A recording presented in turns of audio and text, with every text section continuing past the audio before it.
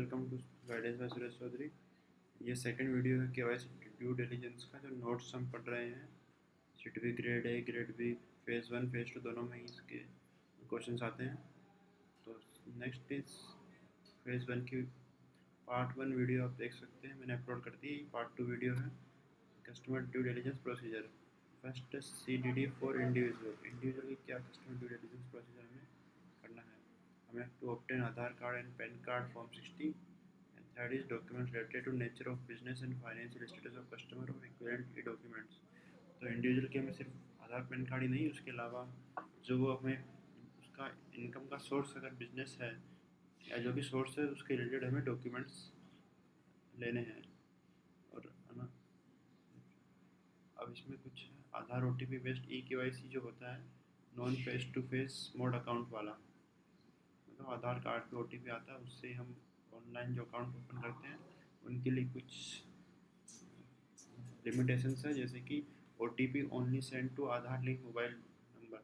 तो OTP उसी पे जाएगा जो आधार से नंबर जुड़ा हुआ होगा। और उस अकाउंट में aggregate balance shall not exceed 1 lakh rupees. Account में एनी टाइम जो टोटल मिलना की बैलेंस है वो 1 लाख से ऊपर नहीं जाना चाहिए। If this exceed 1 lakh rupees, then account will cease to operate. Next is aggregate of all credit transaction in financial year of all deposit note should not exceed 2 lakh rupees. तो टोटल जो credit पूरे साल के गिने जाएंगे financial year में, वो 2 लाख से ज़्यादा नहीं होने चाहिए। इसके अलावा जो टर्म लोन सेंक्शन होगा इस अकाउंट पे या इस कस्टमर के लिए, वो 60,000 पर ईयर से ज़्यादा अमाउंट का लोन सेंक्शन नहीं हो सकता। And if CDD is not close within an year, then ये अकाउंट क्लोज हो जाएगा अपने आप। अब नेक्स्ट है कुछ गाइडलाइंस है VCIP के लिए ना, वीडियो कस्टमर आइडेंटिफिकेशन प्रोसीजर, जो हम वीडियो कॉल के द्वारा आजकल होने लगा। उसके लिए क्या है, CDD for new customers, beneficiary honours, इनके लिए CDD कर सकते हैं VCIP के द्वारा। इसके अलावा conversion of Aadhaar OTP eKYC account, जो ऊपर अकाउंट मेंशन किया था, उसका हमें अगर कन्वर्जन करना है नॉर्मल अकाउंट में तो VCIP के द्वारा हो सकता है। नेक्स्ट है पीरियोडिक अपडेशन ऑफ KYC। अगर हमें पीरियोडिक अपडेशन करवाना है KYC का, जो भी RBI की गाइडलाइंस है उसके अनुसार टाइम पे, तो उसके लिए भी हम VCIP का यूज़ कर सकते हैं। नेक्स्ट है स्मॉल अकाउंट। स्मॉल अकाउंट ये एग्ज़ाम में बार बार आता है, इसके बारे में पूछता है कि कितना इसमें बैलेंस होना चाहिए, कितना मिनिमम अमाउंट, मैक्सिमम अमाउंट निकाल सकते हैं। तो इसमें एग्रीगेट क्रेडिट जो होते हैं फाइनेंशियल में, वो 1 लाख से एक्सीड नहीं होनी चाहिए। Then aggregate withdrawal and transfer within a month, एक मंथ के अंदर विड्रॉल या ट्रांसफ़र जो है 10,000 ज़्यादा नहीं होनी चाहिए। और balance at one any time should not exceed 50,000, किसी भी समय बैलेंस जो है 50,000 के ऊपर नहीं जाना चाहिए। तो ये स्मॉल अकाउंट आता है, इसके बार बार क्वेश्चन यही आते हैं, तीन में से। अब स्मॉल अकाउंट ओपन कैसे होता है। स्मॉल अकाउंट ओपन ये क्या सिंप्लीफाइड अकाउंट है, तो इसमें अगर कोई कस्टमर सेल्फ अटेस्टेड फ़ोटो देता है, इसको बैंक ऑफिशियल अफिक्स करता है। अगर यही कस्टमर का प्रिजन में है, तो जो प्रिजन का इंचार्ज ऑफ जेल होगा वो ऑफिसर इसको अफिक्स कर देगा। और अगर फॉरेन रेमिटेंस, इस अकाउंट में कोई रेस्ट्रिक्शन है स्मॉल अकाउंट में, वो है फॉरेन रेमिटेंस नॉट अलाउड। इसमें फॉरेन रेमिटेंस अलाउ नहीं होते। ये अकाउंट सिर्फ 12 मंथ के लिए होता है। उसके बाद कस्टमर को जो स्मॉल अकाउंट है उसको नॉर्मल अपनी KYC करवा के नॉर्मल अकाउंट बनाना पड़ता है। इस अकाउंट में एक्सटेंडेड 12 मंथ इस, और ये 12 मंथ अगर हम एक्सटेंड कर सकते हैं कितने, और 12 मंथ के लिए अगर कस्टमर हमें ये प्रूफ दे दे कि उसने जो आइडेंटिटी चाहिए OBD उसके लिए अप्लाई कर दिया है, तो पूरा इंटर, इसलिए 12 महीने और 12 महीने मिला के जो इंटायर प्रोसेस है रिव्यू का, वो 24 मंथ बाद पूरी तरीके से इसको रिव्यू किया जाएगा अकाउंट को, और तब उसको सबमिट करना ज़रूरी है। अब ये ऐसे ही NBFCs के लिए भी सिंप्लीफाइड जो अकाउंट ओपनिंग प्रोसीजर किया गया है, इसमें NBFC self attested photo fix कर सकते हैं, कस्टमर की सेल्फ फिक्स्ड फ़ोटो, और वो बैंक ऑफिशियल इसको फिक्स करेंगे, वेरीफाई करेंगे। और ये जो अकाउंट होता है सिंप्लीफाइड अकाउंट NBFC के द्वारा, ये भी 12 मंथ के लिए होता है। तो इसमें भी सेम बैलेंस जो है 50,000 से एक्सेड नहीं होना चाहिए at any point. Total credit should be maximum 1 lakh in financial year. और जब भी बैलेंस कस्टमर का 40,000 के ऊपर हो गया या फिर टोटल क्रेडिट 80,000 के ऊपर हो गए, तो कस्टमर को इन्फॉर्म किया जाना चाहिए। ये था हमारा CDD फॉर इंडिविजुअल कस्टमर। अब देखिए CDD for sole proprietor firm. Sole proprietor firm के लिए CDD कैसे होना चाहिए? CDD ऑफ इंडिविजुअल जो प्रोप्राइटर है उसका तो इंडिविजुअल की तरह हो जाएगा। इसके अलावा हमें जैसे एडिशनल डॉक्यूमेंट लेने हैं। डॉक्यूमेंट क्या है? हमें दो डॉक्यूमेंट लेने हैं कस्टमर के, proof of business and proof of activity, and it should be in the name of proprietor firm. अब कौन से डॉक्यूमेंट लेने हैं? दो इनमें से लेने हैं। पहला रजिस्ट्रेशन सर्टिफिकेट इंक्लूडिंग उद्यम, उद्यम रजिस्ट्रेशन सर्टिफिकेट हम ले सकते हैं। इसके अलावा हम सर्टिफिकेट और licence issued by municipal authorities under shop and establishment act, वो सर्टिफिकेट लगा सकते हैं। या फिर sales and income tax return लगा सकते हैं। फोर्थ है अपना CST वैट या GST सर्टिफिकेट लगा सकते हैं। अगला है fifth certificate registered document issued by sales tax, service tax and professional tax authorities. Next is IEC import export code का जो डॉक्यूमेंट होता है वो हम लगा सकते हैं। ये प्रोप्राइटर को इशू करता है DGFT के द्वारा। हम लाइसेंस लगा सकते हैं, सर्टिफिकेट लगा सकते हैं। और practice issued in name of proprietor concern by any, अगर किसी को प्रैक्टिस के लिए कोई लाइसेंस सर्टिफिकेट मिला है तो वो लगा सकते हैं, जो प्रोफेशनल बॉडी देती है। And complete ITR with firms income, complete ITR जिसमें फर्म की इनकम भी हो वो ITR लगा सकते हैं। और लास्ट है यूटिलिटी बिल। अगर इनमें से कोई कस्टमर के पास एक अवेलेबल तो क्या अकाउंट ओपन हो सकता है? हाँ, अकाउंट ओपन हो सकता है, पर तब RE जो है उसको एक अंडरटेकिंग देना पड़ेगा, कस्टमर पॉइंट वेरिफिकेशन, जहाँ वो वेरीफाई करेगा कि कस्टमर का हाँ बिजनेस राइट उस एड्रेस पे है जो कस्टमर ने दिया है। तो वो कस्टमर पॉइंट वेरिफिकेशन करके भी अकाउंट ओपन हो सकता है प्रोप्राइटर का, और उसकी प्रोप्राइटर की सोल प्रोप्राइटर की ड्यू डिलिजेंस कर सकते हैं। अब नेक्स्ट है customer due diligence for legal entities. Legal entities क्या है? जैसे कंपनीज हो गई, तो इनका क्या प्रोसीजर रहता है?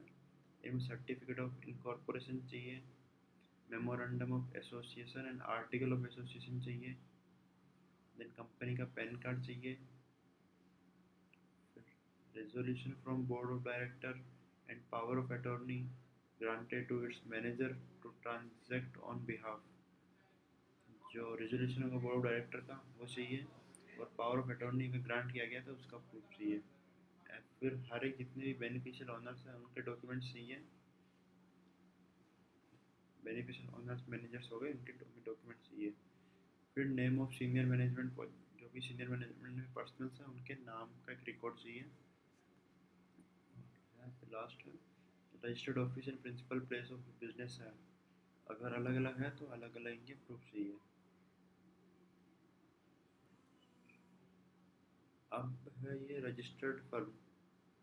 तो रजिस्टर्ड फर्म में कौन कौन से अगर रजिस्टर्ड फर्म है किसी की, तो उसके लिए कस्टमर ड्यू डिलिजेंस प्रोसीजर क्या होता है? यानी कि उसको कौन कौन से डॉक्यूमेंट सबमिट करने पड़ेंगे। तो पार्टनरशिप फर्म में उसे सारे डॉक्यूमेंट सबमिट करने पड़ेंगे। Registration certificate, partnership deed, PAN of firm, documents of beneficial owners managers and power of attorney जिसको ग्रांट की गई उसके डॉक्यूमेंट्स चाहिए। फिर हमें चाहिए name of all the partners, जितने पार्टनर्स ऑफ फर्म में उनके नेम चाहिए। Then we need address proof of registered address and principal place of business, अगर ये डिफरेंट है तो अलग अलग प्रूफ चाहिए।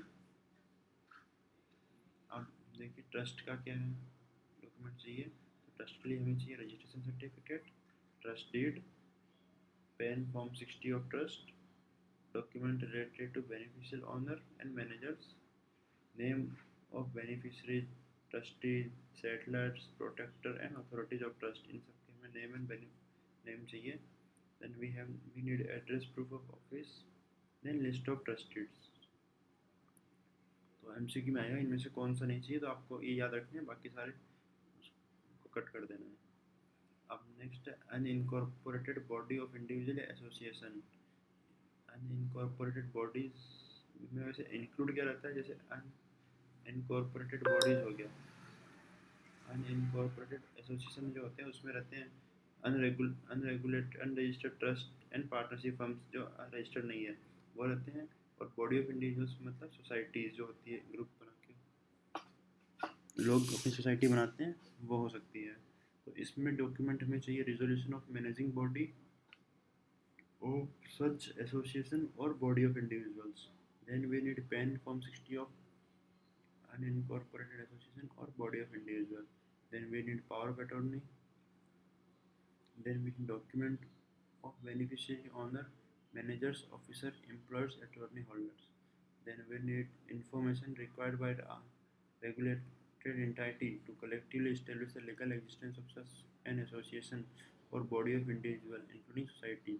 तो हमें एक डॉक्यूमेंट चाहिए जो इन सब की लीगल एग्जिस्टेंस को इस्टेब्लिश कर सके।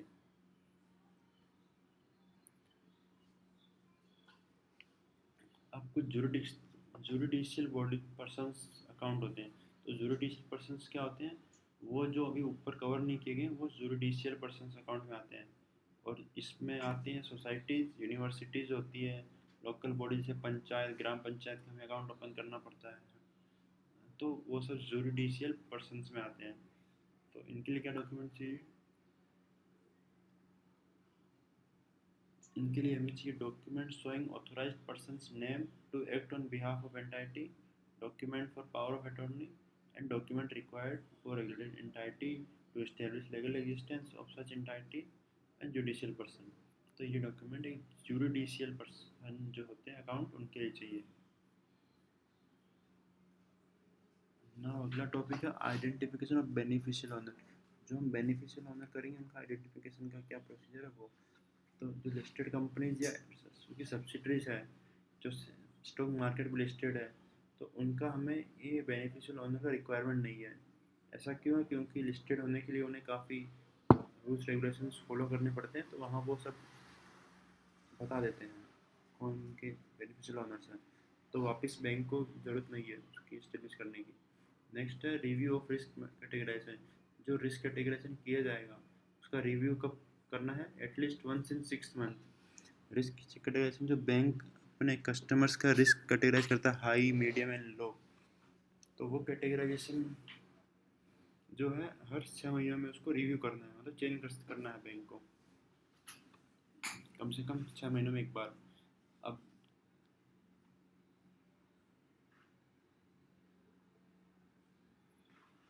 एनहेंस ड्यू डिलिजेंस जो है, कुछ पॉलिटिकली एक्सपोज पर्सन होते हैं उनका एनहेंस ड्यू डिलिजेंस होता है, मतलब उनका कुछ ड्यू डिलिजेंस एक्स्ट्रा होता है, उसमें ज़्यादा केयरफुल रहना पड़ता है बैंक्स या एनबीएफसीज को। तो पॉलिटिकली एक्सपोज पर्सन में एक्चुअली में आते कौन है?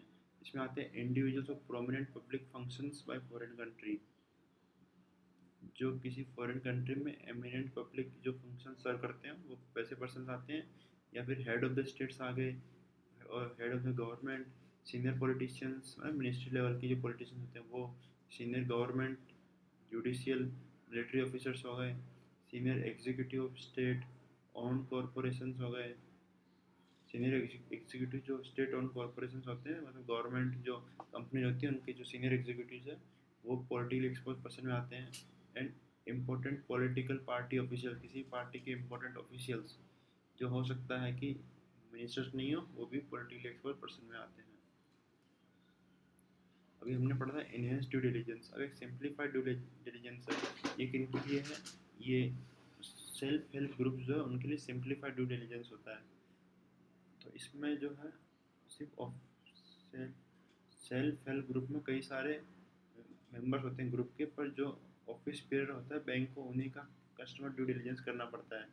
और बाकी अगर सभी का करना है तो वो तब करते हैं जब हम उनको क्रेडिट से लिंक करेंगे, तब सभी मेंबर्स का ड्यू डिलिजेंस करना पड़ता है। अब लास्ट में कुछ पॉइंट है दर्पण पोर्टल। दर्पण पोर्टल जो है वो नीति आयोग ने लॉन्च किया था, और इसमें हमें बैंक्स को जो इन्फॉर्मेशन देनी पड़ती है about not for profit organisation जैसे कि एनजीओ, तो वो इन्फॉर्मेशन सबमिट करनी पड़ती है दर्पण पोर्टल में। तो ये पीडीएफ ही ख़त्म होता है, और ऐसे ही और पीडीएफ के लिए और वीडियोस के लिए काइंडली सब्सक्राइब माय चैनल।